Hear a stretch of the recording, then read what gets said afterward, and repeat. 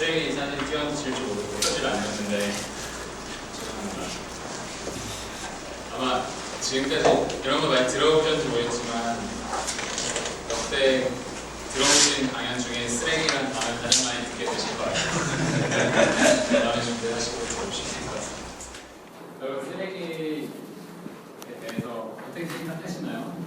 특별한 생각을 혹시 갖고 계신 분 있어요? 저도 없었어요. 저도 쓰레기 별로 안 좋아하고 딱 봐도 더럽고 냄새나고 약간 기피의 대상이 되는 게 당연히 쓰레기인 것 같아요. 근데 쓰레기가 사실은 좀 약간 오버해서 얘기하면은 사실 인류가 탄생하면서부터 계속 나오기 시작을 했고 잘 살아갈수록 사실 더 많이 쓰레기가 나오게 되고 그리고 잘 살수록 그런 쓰레기 처리하는데 더 많은 비용이 들게 되고 그럴수록 더 깨끗한 데 살고 싶고 이게 계속 순환이 돼서 사실 아주 전통적인 시장인데도 불구하고 이 쓰레기 수거라는 시장은 계속해서 엄청나게 성장을 하고 있는 시장입니다. 그래서 약간 전 세계적으로 한 506조 원 정도의 시장이 있고요. 단일 시장으로 500조 원이 넘는 시장들은 거의 잘 없습니다. 그래서 전 세계적으로 쓰레기를 전문적으로 치우는 대기업들도 사실 상당히 많고요. 한국을 제외한 한국, 일본, 중국 정도를 제외하고는 거의 다 쓰레기를 치우는 전문적인 대기업들이 사실은 이 시장을 형성하고 있습니다. 저희가 이 시장에서 저희 506조 원 되니까 이 정도 더 벌 거예요 이건 아니고요. 이 시장에서 저희가 어떻게 굉장히 사실 전통적인 시장이기 때문에 보수적이고 그래서 저희가 끼어들 틈이 잘 없어요. 역으로. 그래서 저희가 어떻게 이 시장에 침투를 해서 비즈니스 모델을 만들어가고 어떻게 지금 사업을 진행하는지를 위주로 말씀을 드리겠습니다. 잘 나올지 모르겠는데 탭을 사용할 수 없어서 그냥 설명을 드릴게요. 이게 한 30초 정도 되는데요. 전반적으로 저희가 지금 하는 프로젝트는 비즈니스 모델은 처음에는 태양광 압축 쓰레기통으로 시작을 했습니다. 그러니까 태양광 압축 쓰레기통이라는 게 사실 저기도 앞에 있는데 태전문화관 앞에도 있어요. 이게 태양광으로 에너지를 충전을 해서 쓰레기를 한 500kg 정도의 힘으로 압축을 시켜줘요. 발이 차게 되면 결과적으로는 한 5배에서 최대 8배 정도 많은 쓰레기를 담을 수가 있게 되고 이제 그 안에 있는 얼만큼 가득 찼는지에 대한 정보를 관리자들에게 실시간으로 바로 알려줘서 지금 도시의 쓰레기들이 얼만큼 차 있는지 이 데이터를 바로 알 수가 있고 어떤 경로로 수거하면 되고 그리고 언제 수거하면 되는지 이런 최적화 시스템을 같이 제공하고 있습니다. 이게 지금은 서울대학교 고대, 동국대 가시면 보실 수도 있고 서울시에 설치를 했어요. 이제 한 2, 3주 정도 됐는데 홍대 입구역에도 있고 명동, 인사동, 광화문 이런 데 가시면은 보실 수가 있습니다. 처음엔 저희가 효율이 되게 안 나왔고 저희도 되게 그냥 기술 기반이 되게 약한 조직에서 시작을 했기 때문에 효율이 되게 안 나왔어요. 태양광으로 이거 할 수 있나 싶을 정도로. 근데 처음에는 만들어 놓고 한 3, 4일 정도 쓸 수 있었는데 지금은 한 3주 정도 태양광이 아예 충전 안 돼도 사용할 수 있는 수준으로 끌어올리는 상태입니다. 그래서 지금 오히려 좀 어떻게 역으로 말씀드리면 전력이 좀 남아서 옆에다가 이런 캠페인을 하고 있다든지 혹은 사설 광고를 이렇게 붙여가지고 좀 페이백을 빨리 가져갈 수 있는 툴을 붙여서 보내고 있어요. 이거는 좀 다른데요. 이제 그냥 저희가 쓰레기통 전체를 다 만들기도 하지만 이건 한국에서는 이 통을 음식물 쓰레기통으로 사용하는데 그 음식물 쓰레기통이 아니라 해외에서는 이제 가정집 앞에 다 이런 것들을 이제 두세 개씩 두는 문화가 있습니다. 주택가에. 근데 이런 기존 쓰레기통들에 붙이는 이제 IoT 전용 모듈을 만들어서 압축은 안 하고 안에 얼만큼 찼는지에 대한 데이터만 보내는 모듈이에요. 이걸 왜 만들었냐면 사실은 이 제품을 이렇게 깔았는데 예를 들어 서울시에 100대 쓰레기통이 있는데 30개를 저희 걸로 바꿨어요. 근데 되게 많이 바꾼 거거든요. 그 정도는. 근데 정보가 30개밖에 안 들어오니까 70개에 대한 데이터가 없으면 지금 수거를 하러 가야 되는 건지 어떤 경로로 가야 되는 건지 사실 무용지물이에요. 그래서 저희가 생각하는 것만큼 리니어하게 이렇게 딱 효율이 좋아지는 게 아니라 그냥 거의 효과가 없는 상태. 그래서 그렇다고 또 저희 걸 다 바꿔달라고 현실적으로 불가능하기 때문에 저희 걸로 다 바꾼다는 생각을 하지 말고 기존에 있던 쓰레기통들에 대한 정보도 같이 모아줄 수 있으면 좋겠다라고 생각을 했고, 기존에 있던 가로변 쓰레기통 포함해서 다양한 모듈에 가볍게 이렇게 부착할 수 있는 형태로 센서를 제작을 해서 이제 압축은 안 되더라도 데이터를 도시 전체 데이터를 다 모을 수 있는 방향으로 가자라고 했습니다. 그렇게 해서 나온 게 사실 이 모듈이고, 지금 태양광이 붙어있는 모듈도 있지만 지금 계속 진행하고 있는 모델은 사실 태양광 에너지를 안 쓰는 배터리, 군사용 전지를 쓰는 배터리 형태가 있어요. 그냥 100% 다 반지하고 싶다라는 목적에 봤을 때 태양광을 쓰게 되면 결국 충전이 안 되는 곳이 있거든요. 그래서 어디든 설치할 수 있게, 사실 실내도 사용할 수 있도록 하는 게 목표라서 한 내구 연수 한 7년에서 한 8년 정도 되도록 하는 충전 없이 쓸 수 있는 모델도 있습니다. 그래서 전반적으로는 실시간으로 지도 기반으로 지금 어디에 있고 어디 있는 것들이 얼마나 찾고 그런 것들 뭐 화재가 나거나 이런 것들 바로 알 수가 있는 뭐 이런 실시간 모니터링 솔루션이 있고요. 그리고 그것들에 대한 데이터를 계속 축적을 해서 실제로 쓰레기를 치우시는 분 말고 약간 상위 매니저급 관리자가 봤을 때 맨날 넘치는 지역은 어디고 그럼 거기 쓰레기통을 더 놔야 된다든지, 혹은 우리랑 비슷한 구, 우리가 예를 들어 강남구인데 서울시 전체 효율을 봤는데 저희가 대비 잘 하고 있는 건지 이런 거에 대한 좀 인사이트를 줄 수 있는 통계 자료를 같이 제공하고 있습니다. 이건 웹 기반으로 이제 제작이 된 거라 사실 어떤 디바이스에서건 다 접속을 해서 볼 수가 있습니다. 저희가 지금 이런 비즈니스를 하고 있는데요. 사실 이 비즈니스의 시작은 신촌에서 시작이 됐습니다. 신촌에 시작됐다는 의미는 신촌에서 만든 건 아니었고, 신촌이 되게 더러웠고, 저희 집, 제가 학교도 신촌인데 집도 여기 살았어요. 근데 완전 쓰레기장에 사는 느낌이 있어요. 그래가지고 뭐 그거를 그냥 맨날 더럽다 생각만 하다가 진짜 안 되겠다 싶은 생각이 들어서 사실은 이런 일을 시작하게 됐습니다. 신촌은 낮보다 그리고 밤에 사람이 더 많고요. 밤 되면 쓰레기가 정말 넘쳐 흐르는 건 당연한 일처럼 보이거든요. 정말 많아요. 쓰레기 정말 많고 다들 웃고 계시지만 다들 경험이 있으실 거라 생각합니다. 그래서 이런 걸 그냥 보고 사실 그냥 넘길 수도 있는 문제인 것 같기는 해요. 근데 약간은 저희가 처음에 창업을 시작했던 친구들이 지금 여기 있는 같이 했던 형들인데 다들 뭐 군대도 그때 다녀왔었고 다 뭐 인턴도 해봤고 스펙을 위한 활동이라고 해야 돼요. 그런 것들은 다 해본 상태였고 별로 그런 거에 대한 욕심이나 이런 거 없이 약간 사회적인 의미가 있는 뭔가 프로젝트를 해보고 싶다, 뭔가 그냥 주니어 레벨로 신입사원으로 들어가서 이게 아니라 뭔가 사회적인 영향을 우리끼리 뭔가 뜻을 뭉쳐서 재밌는 프로젝트를 해봐도 좋겠다 정도로 사실은 생각을 모았습니다. 그래서 쓰레기 좀 가벼운 문제죠, 어떻게 보면. 그래서 저도 가벼운 문제를 좀 재밌게 해결해보자 정도로 시작을 했었고, 되게 이 공간이 포천에 있는 되게 낡은 창고 같은 걸 빌려서 시작을 했는데, 저기 있는 형들이 다 저렇게 보여도 되게 인테리어한 분들이에요. 고대 경영학과, 연대 경영학과 뭐 이런 형들 데리고 와가지고 포천 공장에 때려놓고 같이 시작을 했습니다. 무작정 시작했을 때 사실 말씀드렸겠지만 경영학과생들 둘 데리고 같이 한 거기 때문에 아무것도 몰랐어요. 그래서 어떻게 해야 되나 싶어가지고 처음에는, 근데 개념은 대충 길거리 서 있으니까 태양광 쓰면 되지 않을까? 뭐 이렇게 좀 가볍게 생각하고, 쓰레기 뭐 이렇게 발로 밟듯이 눌러주면 좋지 않을까? 이 정도 생각을 갖고 대충 되겠다 정도 생각을 가지고 청계천에 그냥 갔거든요. 만들면 될 것 같아서. 아니에요. 실제로 해보면 진짜 아니고 잘못된 생각이고 나중에 알았는데 그걸. 근데 막 엄청 조잡한 형태로 막 처음에 만들어서 좋다고 막 하다가 고생을 엄청 많이 했어요. 그것 때문에 시행착오를 엄청 많이 겪고 돈도 없었고, 그래서 되게 즐겁긴 했지만 사실 지금 생각해보면은 이미 그 길을 제대로 알고 있었다고 하면 시행착오를 훨씬 적게 가져왔을 수도 있을 텐데 하는 생각이 들 정도로 정말 여러 가지 어려움을 많이 겪었습니다. 하지만 저 이제 좀 구닥다리 형태로 처음에 제작을 했어도 저거를 기반으로 특허를 많이 썼던 것 같아요. 처음에. 그러니까 만들어 보지도 않고 그냥 생각만으로 할 수 있는 건 되게 제한적이에요.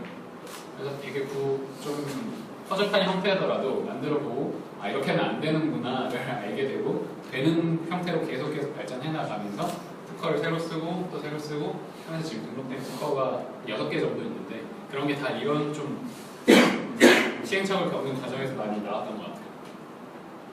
그리고 저걸 한참 방에서 맨날 앉아가지고 같이 만들다가 이게 필요한가 싶어가지고 진짜 저희끼리는 즐거웠거든요 되게. 근데 이게 진짜 시장에서 필요한지는 확신이 없었어요. 그래서 이제 환경미화 분들 아침에 한 5시쯤 출근하시는데 그때 같이 나가서 이제 막 쓰면서 귀찮게 하면서 거의 뭐 한 달 동안 이 지역 저 지역 돌아다니면서 인터뷰를 계속 했었는데 이게 필요한지 안 한지가 처음에 저희가 알고 싶은 포인트이긴 했는데 인터뷰를 많이 하면서 이게 필요한 것뿐만 아니라 좀 더 제대로 만들면 진짜 가치가 있겠다라고 생각을 했어요. 그러니까 지금 저희가 그냥 재밌게 우리끼리 재밌게 만들어서 내놓는 일반적인 제품이 아니라 그냥 진짜 시장의 니즈를 충족시킬 수 있을 만한 제대로 된 완성도 있는 제품을 만드는 게 정말 의미가 있을 것 같다라는 확신을 이때 갖게 됐습니다. 그래서 돈을 모아야 됐어요. 저희가 다 대학생이어가지고 돈이 없어갖고 처음에 이제 회사 시작하자 이러면서 50만 원씩 근데 한 2달을 쓰니까 다 쓰더라고요. 그래서 이거를 어떻게 할까 하다가 기술 기반이 별로 없고 처음에 투자를 받는다 뭐 이런 전문적 그런 개념으로 시작을 못했고 어떻게든 그냥 우리끼리 돈을 모아야지 라는 생각을 했어요. 이게 투자를 받는다는 생각도 못했고 그래서 돈을 모으자 해서 할 수 있는 거라고는 창업경진대에 나가고 온갖 공모전에 출품을 해가지고 막 상을 따는 거였어요. 그렇게 해가지고 거의 10개 넘는 대회에서 상을 땄던 것 같고 그렇게 해서 결과적으로는 5천만 원 정도 모아가지고 회사를 만들었어요. 그린 이후에 이제 돈이 좀 모이고 그 다음에 그렇게 하면서 제품도 새로 제대로 나오고 그 느끼는 베네핏이 되게 다른 더 많은 경제적인 가치를 느끼셔서 그래서 독일과 프랑스 전시회를 중점으로 해서 작년 한 해 동안 작년에는 한 10개 정도 전시회 나왔었고 그때 만난 파트너들 이제 저희가 전시회에 자꾸 나가는 이유는 제품이 한 150kg 정도 되는데 그거를 뭐 예를 들어서 뭐 미국 가니까 이거 보고 싶다 미팅하자 저희 이렇게 탁 들고 갈 수가 없어요. 메고 갈 수가 없고 이걸 막 배로 보내야 되거든요. 그래서 배로 보내서 어딘가 갖다 놓고 이런 가는 거 거기에서 관심이 있을 만한 그 주변 지역까지 해서 파트너들한테 미리 다 컨퍼런스 콜도 미리 하고 메일 주고받고 자료 다 주고받고 그래 실물을 보고 얘기하자 정도 됐을 때 다 거기로 불러서 미팅을 하거든요. 그렇게 해가지고 작년에 유럽 지역, 호주, 뭐 일본 뭐 이렇게 왔다 갔다 하면서 미팅을 계속 했었어요. 근데 걱정이 지금 보시면 아시겠지만 거의 구분 없이 뭐 호주고 유럽이고 뭐 남미고 중동이고 막 이렇게 지금 나가 있는데 문제는 저것들 쓰레기통 자체 쓰는 건 상관이 없지만 솔루션을 사용하셔야 되는데 얘가 갖고 있는 데이터를 이렇게 날려서 그거를 저희 서버에서 받고 뭐 이런 작업을 거쳐야 되는데 나라마다 통신사, 저희가 통신 셀룰러 모델을 쓰는데 이게 통신사가 다 다르니까 한국에서도 마찬가지거든요. 어떤 서비스를 하려면 통신 3사 중에 보통 하나를 집어서 거기 인증을 받고 이 요금제를 서로 협약을 하고 복잡한 과정이 있어요. 이렇게 자신이 없는 거예요. 저희가 리소스가 되게 제한적이고 글로벌리 어떤 하나의 나라에 집중해서 저희 중국 시장만 팔 거야. 그럼 중국 하나 회사랑 딜하면 되죠. 근데 그 과정이 길더라고요. 근데 여러 나라에 한 번에 지금 하려고 하니까 되게 힘들어서 저희가 보다폰이라는 그 영국 그 통신사가 있어요. 이게 아마 박지성 좋아하시는 분 박지성이 옛날에 보다폰 달고 뛰었는데 이게 영국 통신사긴 하지만 글로벌 커버리지가 가장 큰 통신사고 한국 회사 중에는 저희 회사 처음으로 보다폰이랑 M2M 파트너십 맺어갖고 그래갖고 지금 북한이랑 북극 빼고는 다 쓸 수 있어요. 사실 그쪽에서 못 쓰지만 일단은 다행히 한국에서도 심지어 보다폰만을 쓸 수가 있어요. 인증 없이. 그래갖고 되게 도움을 많이 받고 있고요. 기술 기반을 이렇게 말을 해서 지금 하고 있습니다. 이게 갑자기 내용이 이상해질 수가 있는데 이게 IR 저희가 어떤 자리인지 제가 사실은 잘 몰라갖고 좀 가벼운 내용이라 그리고 좀 진짜 저희 회사 얘기를 충분히 하게 되는 투자자용 IR 자료가 따로 있는데 투자자료 IR 자료랑 섞여 있어요. 이게 그런 자료 중에 하나입니다. 재미없는 데이터긴 하지만 저희 회사가 왜 지금 어떤 시장으로 어떻게 타겟팅해서 들어가는지를 보려면 사실 좋은 자료인데 의미는 없고 제일 처음에 저희가 갔던 게 호주예요. 사실은 호주가 인건비가 진짜 이런 일을 하실수록 특히 진짜 비싸거든요. 그래서 같은 제품을 제공했을 때 더 많은 가치를 느끼셔서 호주부터 타다닥 진행됐고 미국이 저기 있는데 올해 저희 목표가 미국 시장, 캐나다 시장 가서 스노십을 해서 들어가는 게 저희 목표입니다. 아까 잠깐 말씀드렸지만 글로벌리 그 폐기물 관리 이런 하는 식량을 쓰레기 치워주는 기업들이 많이 있어요. 대기업들 많고 지금 WM이라는 미국 회사 중에 제일 큰 데는 쟤네도 연결 재무제표로 보면 한 30조 매출하고 비올리아도 한국에도 비올리아 워터라는 계열사가 들어와 있는데 비올리아도 40조 정도 연결 재무제표로 하는 대기업들이에요.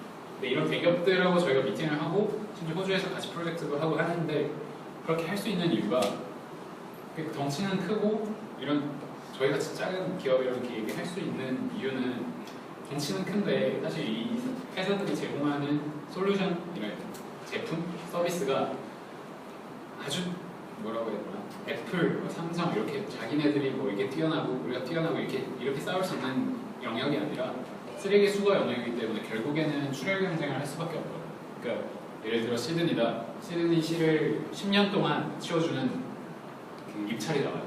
그러면 이 덩치 큰 애들이 뛰어들어가고 막 싸우거든요.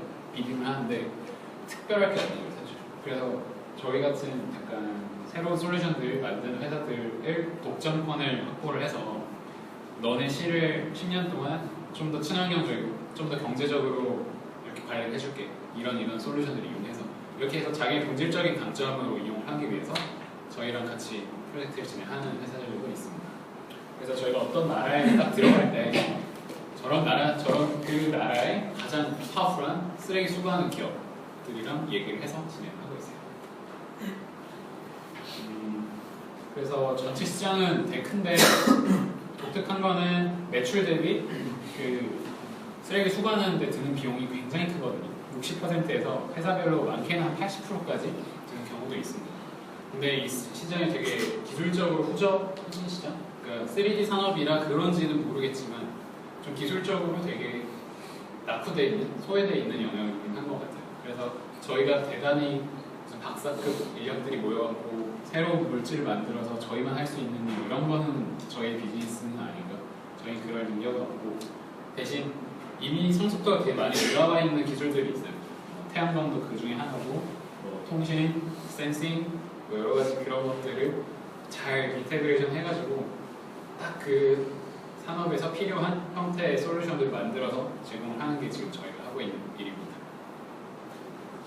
저희가 지금 앞에는 말씀 안 드렸지만 아까 하드웨어 매출 비중이 지금 클 수밖에 없고 쓰레기통을 판매하고 있기 때문에 근데 시간이 지날수록 아까 그런 센서 모듈에 대한 공급이 지금 더 늘어나고 있고 그런 것들이 무서운 점은 이 센서는 사실 거의 공짜로 제공을 하거든요.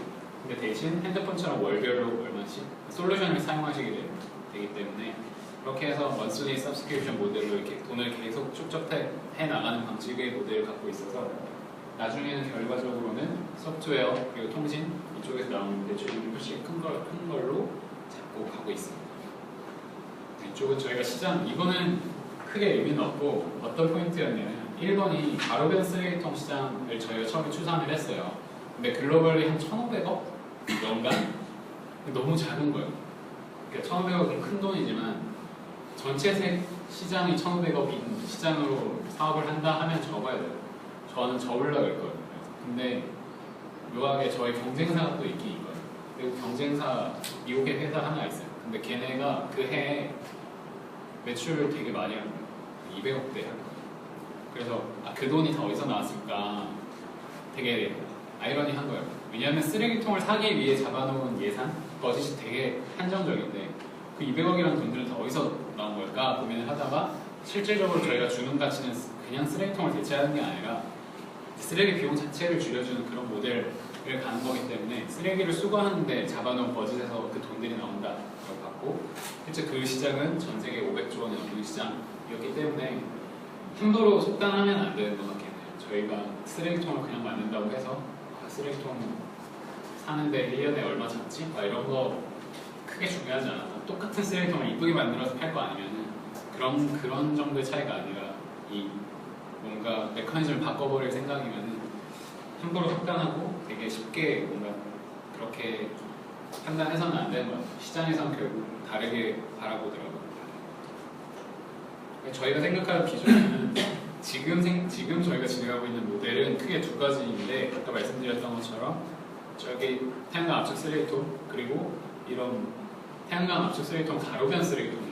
근데 가로변 말고 아까 이 센서 모듈 같은 경우는 그 레지던셜 에리어 집 앞에 있는 쓰레기통 포함해서 실내도 가능하고요. 뭐 병원이나 뭐 산업 폐기물 다양한 데 사실은 얼만큼 가득 찼는지 뭐 이런 것들에 대한 정보를 항상 관리를 할 수가 있게 해서 도시 전체 폐기물을 다 관리할 수 있는 그런 것들에 대한 솔루션을 제공하는 게 지금 이 모델의 궁극적인 형태고요. 근데 저희가 지금 하다 보니까 이게 이 센서 모델이 지금 이거는 되게 쓰레기통에 묻힐 것처럼 생기긴 했는데 이거 말고 그 배터리 모델 아까 말씀드린 그 모델은 딱 보면 이거 쓰레기통에 묻히는 건지 잘 모르세요. 쓰레기통 안에다 이렇게 묻히는 거거든요. 근데 역으로 그 말을 자꾸 들으니까 무슨 생각이 들었냐면 이거 쓰레기통 말고 다른 데 붙여도 좋겠다라는 생각을 했어요. 어디다 붙이면 좋을까 이런 고민을 하다가 저희가 쓰레기통 이 프로젝트를 하게 된 계기는 사실 환경미화분들 계실 땐 되게 깨끗하거든요. 근데 밤 시간 되면 무조건 넘쳐. 그 말은 환경미화분들 퇴근하시면인데 어떤 영역에서 24시간 사람이 붙어서 뭔가 작업을 할 수 없거나 24시간 할 필요가 없거나 뭐 그런 영역에서 사실 이런 IoT 센서 모듈이든 이런 IoT 솔루션들이 적용되는 것들이 되게 효과적이다고 생각을 했어요.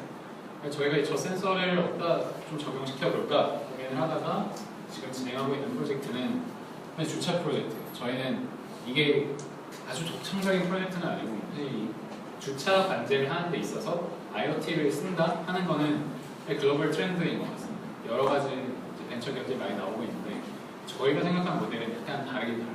저희는 기본적으로 셀룰러 모델, 다른 쉽게 말씀드리면 해외에 있는 이런 주차를 관제하려는 목적 이런 센서들은 대형 주차장을 이렇게 관제하는 게 기본적인 목표예요. 그래서 중간에 라우터를 하나 이렇게 설치를 하고 와이파이 같은 거 거기다가 이렇게 데이터 때려주면은 와이파이가 이렇게 정보 송신하고 하는 이제 대형 주차 공간을 관리하는 솔루션으로 IoT 솔루션들이 이런 걸 내놓는데 저희가 생각하는 모델은 도심에 되게 이렇게 빡빡하게 주차 많이 돼 있는데 대형 주차 공간 말고 실제로 사람이 정말 많이 가는 곳들은 대형 주차 공간이 잘 없어요. 강남역, 홍대, 이태원 이런 데 가도 주차하고 싶은데 잘못하면 견인되거든요. 그래서 이제 그런 독립적으로 설치할 수 있는 모델, 그러니까 누구 와이파이 라우터가 중간에 없어도 저희가 원래 하고 있던 센서 모듈이 통신 있고 센싱 되고 거기 있는 정보를 저전력으로 이렇게 항상 관제하고 있다 알려주는 그런 모델이기 때문에 길에 주차 공간 하나씩 가가지고 사람들은 실제로 주차 앱들이 있는데요. 그 주차 앱들이 가지는 단점은 여기 주차 공간 있네 하고 갔어요. 주차 공간이 있는데 자리는 없어요. 그러니까 주차 전화번호부 같은 거라고 보시면 돼요.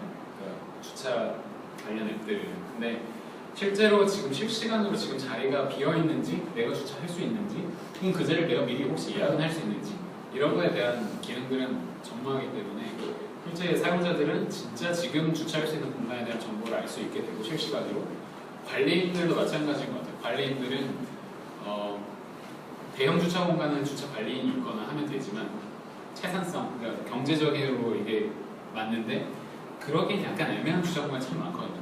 칸이 한 5개, 10개 이 정도 되는데 관리인이 항상 한 명 있어야 돼서 비어있는 들어가서 관리가 안 되는 지역도 있고 사회적 갈등이 많이 있는데 그런 것들에 대해서 원격으로 관리를 할 수도 있고 그리고 불법 주차 공간에 대한 저런 것도 관리를 할 수가 있어요. 공무원들이 24시간 그리고 일주일 내내 불법 주차 단속하러 다닐 수가 없어서 실제로 저런 모듈을 이제 불법 주차 원격으로 항상 관리할 수 있는 그런 센서 모듈을 활용할 수도 있는 그런 상태입니다. 이 모델도 아마 한 3분기 정도부터 프로젝트를 진행하는 걸로 지금 진행이 되고 있습니다. 그래서 좀 생뚱맞다 생각을 하실 수 있는 것 같아요. 저희도 쓰레기통 하다가 쓰레기통 관제하다가 갑자기 주차 이런 생각을 하실 수는 있는데 저희가 아까 처음에 어떻게 시작했고 말씀드렸던 것처럼 되게 사회적으로 쓰레기 문제 우리가 어떻게 해버릴 거야 이렇게 시작한 게 아니라 사실 사업하고 싶은 생각도 처음에 별로 없었어요. 그래서 이거 그냥 재밌게 이런 문제가 사회적 문제가 있으니 재밌게 해결해보자 정도로 시작을 했었고, 그렇기 때문에 저희의 비전이 이 넥스트가 또 다른 쓰레기, 또 다른 환경 문제 해결 이게 아니라 그냥 그 문제는 나이스하게 저희가 해결한 모델을 그냥 완성시키는 걸로 되게 뿌듯함을 이미 느끼고요. 근데 그걸 하다 보니 생기는 저의 기술적인 내부 역량들이 있는데 그거를 거의 비슷한 사실 또 다른 사회적 문제를 해결하는데 사실은 쓰고 싶다는 생각을 했어요. 그래서 쓰레기 영역은 아니지만 좀 다른 영역으로 지금 같은 비슷한 기술 기반을 가지고 진행을 하고 있습니다. 이게 저희가 그 포천에서 제일 첫 이제 사우디에서 저희가 발주 와갖고 할 때 저희가 다 조립을 했거든요. 80대. 근데 새벽에 정신 없어갖고 지금 이렇게 이상하게 찍은 건데 다들 보면은 다 대학생이고 사실 가진 것도 없고 가진 게 없는 게 문제가 아니라 아는 게 없었어요. 할 줄 아는 게 없었어요.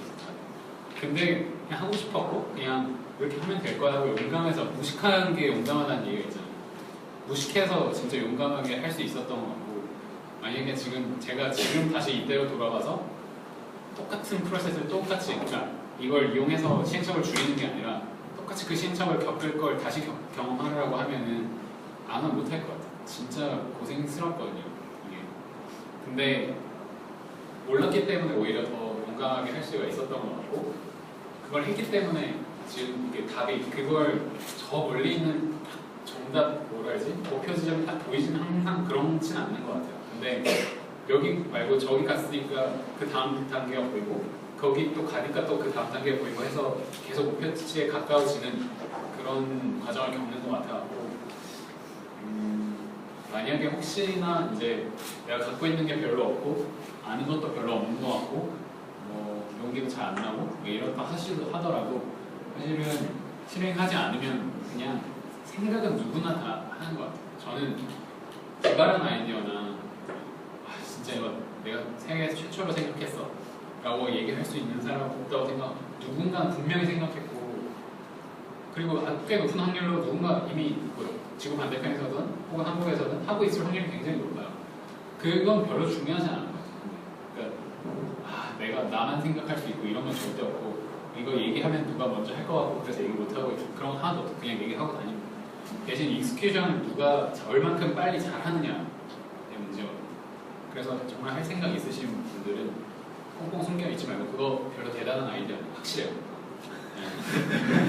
다들 하나씩 갖고 계시겠지만 절대 그런 아이디어는 없고 그거를 최대한 계속 얘기하면서 피드백 받고 더 날카롭게 만들고 또 그거에 비전을 공감하는 좋은 파트너를 가져가는 게 정말 중요해요. 그런 과정을 무조건 겪으려면은 항상 이렇게 열린 마음으로 계속 챌린지 해야 된다고 생각합니다. 그래서 그런 과정을 같이 겪을 수 있었던 사실 저희가 갖고 있었던 거는 좋은 파트너들이었던 것 같아요. 그거 빼고는 없었던. 그래서 저는 창업에서 제일 중요한 세 가지 요소가 아이템, 팀원, 자본 이렇게 얘기를 많이 하는데 항상 사람들 얘기 다 다르거든요. 얘기는. 근데 저는 개인적으로는 팀원은 이제 어떤 멤버가 하느냐가 가장 중요하다고 생각하는 사람 중에 한 명이라고. 그래서 만약에 그런 부분에 있어서 고민을 하시는 분이 있다면 가장 집중해야 될 부분은 좋은 파트너를 만나는 게 가장 첫 다리가 되지 않을까 하는 생각을 합니다. 지금 이거보다 훨씬 많이 지금 저희 20명인데 동장도 지금 김포에 따로 있고요. 지금은 좀 가급적이면 예전에 저희 아이덴티티를 계속 유지하려고 하지만 조직이 자꾸 커지면서 그런 게 흐트러지는 부분은 없지 않아요. 흐트러진다기보다 오히려 잡히는 건데요. 잡히는 게 항상 좋은 것 같지는 않아요. 전 졸리면 자야 되고 뭔가 이거 시켜서 하는 거 말고 출퇴근도 약간 빡빡하고 이런 거 별로 좋아하진 않거든요. 저는 병특을 했었는데 3년간 이제 개발자를 했는데 그때 되게 많은 걸 느꼈어요. 그냥 한국적인 문화, 수직적인 문화. 제가 3년간 제가 21살 때 들어갔기 때문에 막내로 계속 3년 동안 일하다 보니까 이 수직관계에 의한 업무 비교율이 엄청나다는 걸 느꼈어요. 제가 아무리 좋은 생각을 갖고 있어도 그걸 아무리 제가 용감하게 얘기해도 받아들여질 수 없는 그런 거 굉장히 싫고 한국적인 문화 이런 것들 굉장히 싫어서 제가 군대를 결국 병특을 했기 때문에 군대를 안 갔다 온 거나 다름없는데 그래서 그렇기 때문에 제가 계속해서 이렇게 생각을 하고 조직을 만들어가는 걸 수도 있고, 저는 사업하고 제일 좋은 거는 제가 같이 일하고 싶은 사람 뽑을 수 있어서 너무 좋은 것 같아요. 같이 일하고 싶은 사람만 하고만 일할 수 있는 거. 이게 최고의 특권이지 않을까. 나머지는 다 고생스럽습니다. 저희 회사 들어가서 마음 편하게 다니는 것도 답인 것 같아요. 결론이 이거라서 좀 그런데 아무튼 그래도 되게 즐겁게 다 하고 있고요. 누가 시켜서 하는 게 아니라서 맨날 밤새고 협반을 나오고 해도 항상 힘들다고, 진짜 힘들다라고 생각해 본 적은 한 번도 없어요. 힘들죠. 힘든데 힘든다는 의미는 누굴 탓할 수 있을 때 그 사람을 향해서 그게 뭔가 짜증난다 이걸 하고 싶은데 누굴 탓할 사람이 없더라고요. 제가 하고 싶어서 하는 건데 그러다 보니까 뭔가 스트레스도 별로 없고 다들 뭔가 이런 창업을 하고 싶은 생각이 있으시면은 좀 용감하게 뛰어들어 보는 것도 다 될 것 같습니다. 여기까지입니다.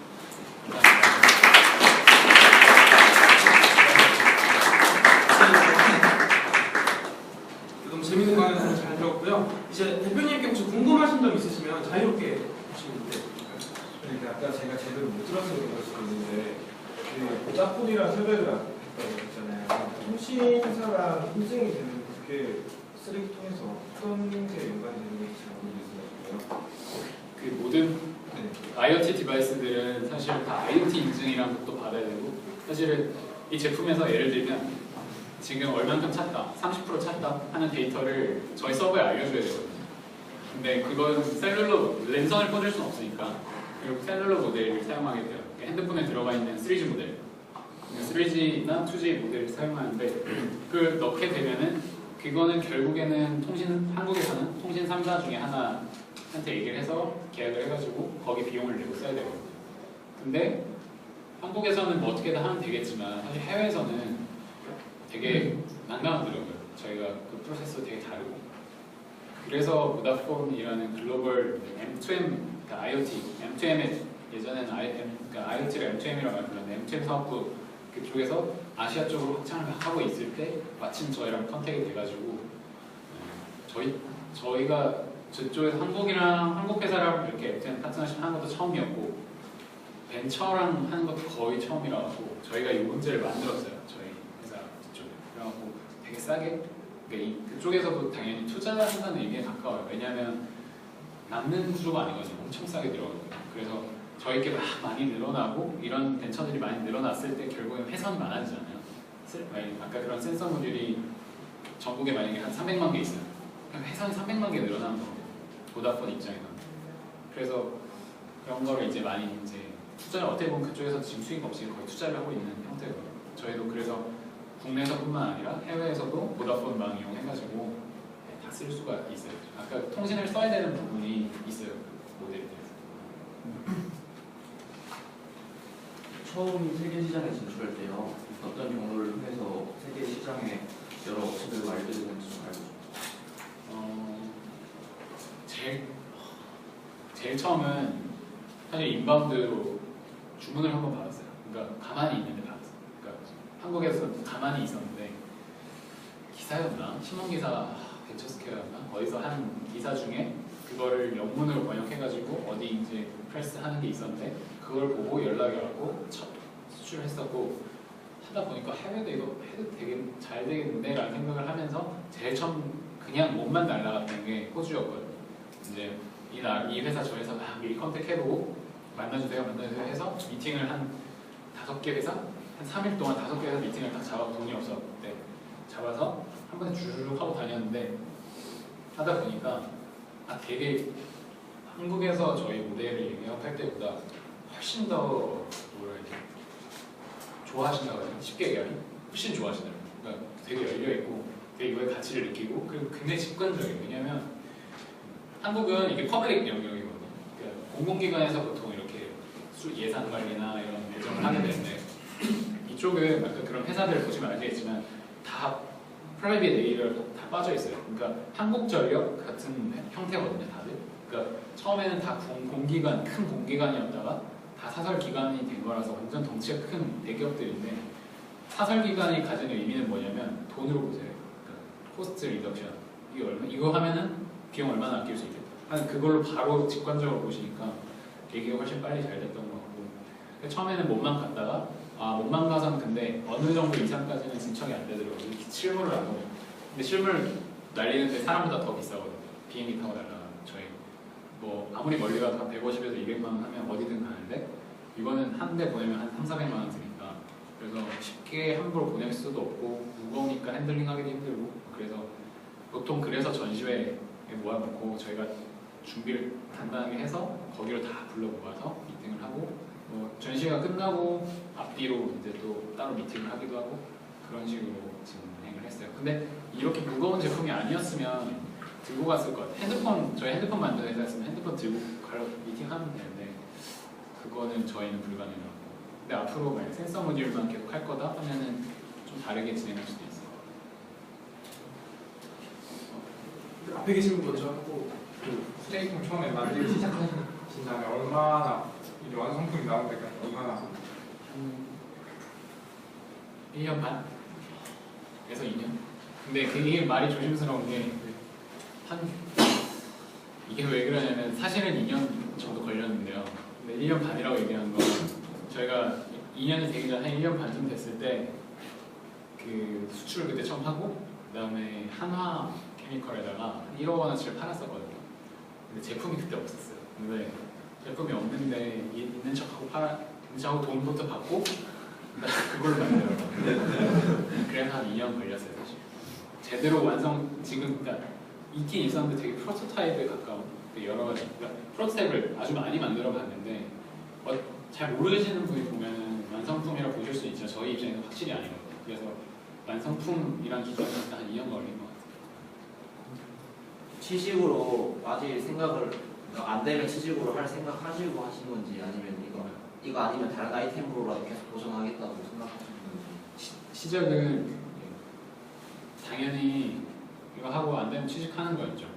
근데 왜냐면 제가 돈이 막 한 집에 뭐 한 100억 쌓아놓고 이거 안 돼 다른 사업하면 돼 이게 아니라 지원이 전혀 없었고 저희끼리 해야 되는 거라고 재밌게 하고 처음에는 사업을 하고자 했던 게 아니었기 때문에 더 마음이 좀 가벼웠고 하다 보니 제대로 하고 싶어져서 닥치는 대로 돈 모아서 하고 하다가 근데 또 투자를 받았는데 VC한테 투자를 받았거든요. 근데 그때 딱 되니까 처음에 같이 했던 멤버들 중에 자기는 이렇게 본격적으로 할 생각은 아니었다고 말하는 친구도 있어요. 그러니까 잘 될 거다 잘 안 될 거다 이런 문제가 아니라 남의 돈을 몇억 이렇게 받아서 한다는 게 되게 부담스럽거든요.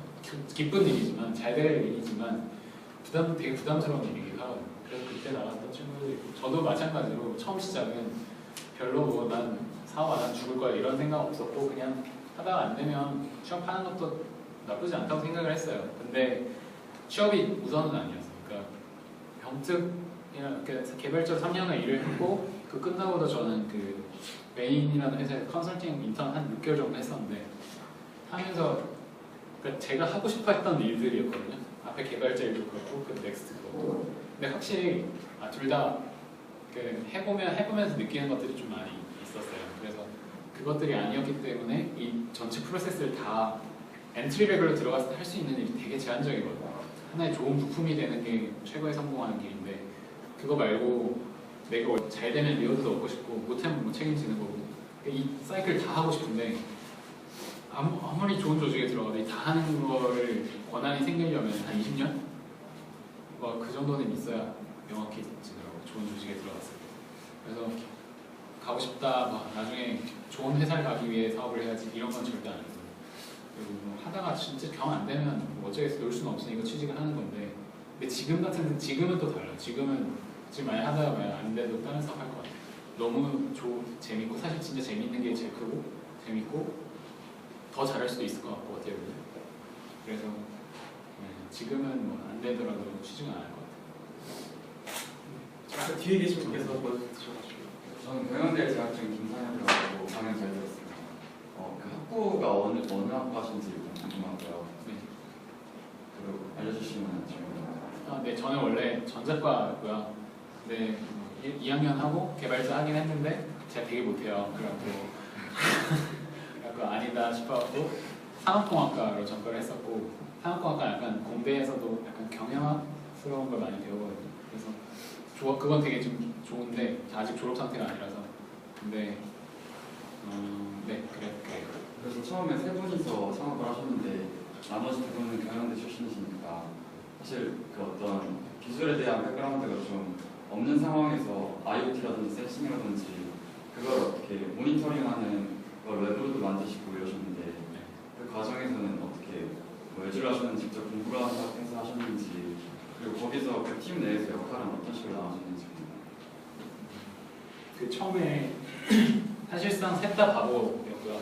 그러니까 셋 다 기술 기반이 아예 없다고 보시면 되는데 그래도 제가 공대생이가 그런가? 아무튼 저 과학고 나오고 공대가 저는 진짜 이과생인데 근데 그러니까 모르긴 몰라도 된다는 생각은 항상 할 거예요. 그러니까 제가 못하더라도 이거 그냥 되는 거지 당연히 라는 생각은 두려움은 없어요.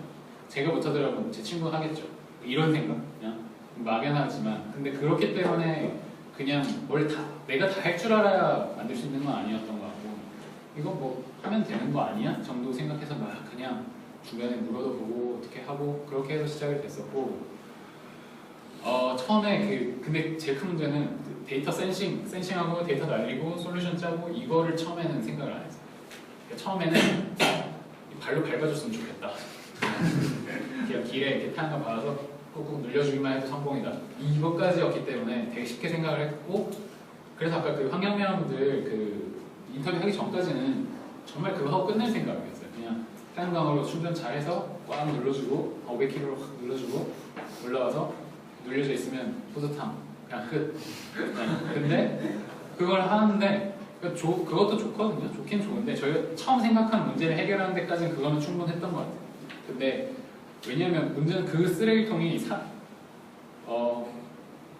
스스로 살아남으려면 예를 들면 저희가 누가 돈이 너무 많아갖고 쓰레기통 다 바꾸면 참 좋겠지만 그냥 경제성이 맞아야 되거든요. 근데 이 제품에 모터 달고 안에 500kg 눌리려면 판금해야 되고 하는데 쓰레기통이 막 한 150, 200만 원 하면 이게 지속 가능하지 않잖아요. 저희가 뿌듯하게 한 대 만들면 너무 슬프잖아요. 그래서 어떻게 지속 가능한 형태로 살아남을 수 있을까 생각해봤을 때 뒤에 얘가 얼만큼 가득 찼고 언제 수거해야 되고 뭐 어느 경로로 수거하면 되고 이런 것들에 대한 솔루션이 진짜 붙었을 때 훨씬 가치가 있거든요. 돈을 투자하는 가치가 그때 생겨요. 그래서 그때는 저희가 내부적으로 다 했던 거 아니고 그때 이제 저도 또 팀원을 모았고요. 직원을 뽑기도 했고 그래서 그 앞단에서 뭔가 했던 게 있어갖고 기계단까지는 저희끼리 거의 다 했고 그 뒤에 있었던 거는 뭐 파트너로 온 친구도 한 명 있었고 직원을 뽑기도 했고 뭐 일부 외주 준 것도 있었는데 전 개인적으로 외주는 거의 신뢰하지 않기 때문에 그게 되게 핸들링하기 어려워요. 그래서 앱이 됐든 전 기계가 됐든 외주는 했지만 경험 이제 다시는 안 하게 될 것 같아요. 이제 시간 관계상 한 분의 시간 저도 가지고 같은 질문. 같은 질문이었나요? 네, 알겠습니다. 그럼 이제 좋은 강연 해주신 대표님께 큰 박수 부탁드립니다.